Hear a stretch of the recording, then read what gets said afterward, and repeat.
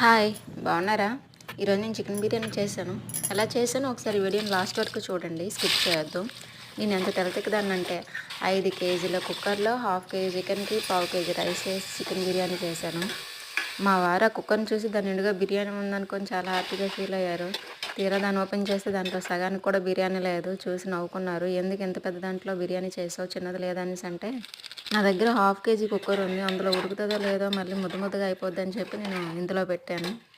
Rice quantity తక్కువైపోయింది, chicken pieces ఎక్కువైపోయాయి. బిర్యానీ తిన్న ఫీలింగ్ అయితే ఏం కలగలేదు, ఎక్కువ చికెన్ పీసులు తగలటం వల్ల. బిర్యానీ టేస్ట్ అయితే సూపర్గా ఉంది.